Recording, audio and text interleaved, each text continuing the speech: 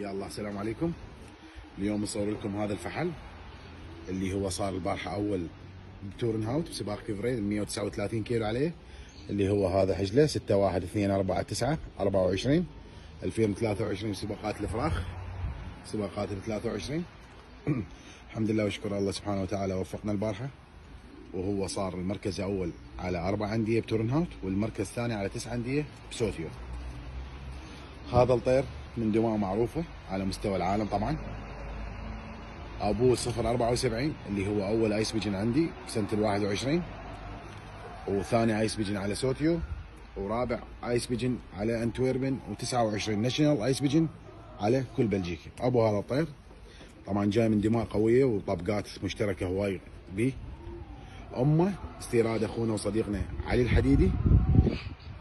علي الحديدي الطيره هذا اللي هي كتل على الجولدن ليدي، الجولدن ليدي مال ليو هيرمنز 2011 اللي هي ترجع دماها للروسي والعوره.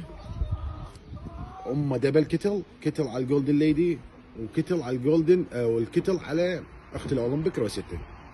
الحمد لله وشكر الله وفقنا بهذا الطير، وان شاء الله يا ربي يفرحنا ونفرحكم به ويستمر بالاداء ونشوف خيره ونوافيكم بحثة الاخبار له. طبعا هاي الدماء اليوم اصبحت دماء تصليح بكل اللوفتات سواء باوروبا او خارج اوروبا، والحمد لله وشكر. هاي جاهزية الطيور اللي هي جاية من كفرين البارحة. السباق كان معدل السرعة به 1900، هو هذا الطير طار 1931.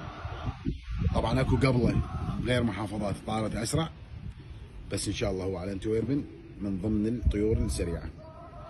الحمد لله وشكر. هاي جاهزية الطيور وهاي جودة الطيور، حبينا نصور لكم اياه بس نشوفكم جاهزية الطيور واصول الطيور وسلالة الطيور.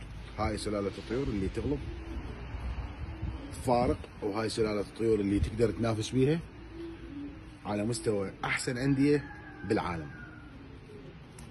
ماكو شيء يجي من فراغ، وانتظار صعب.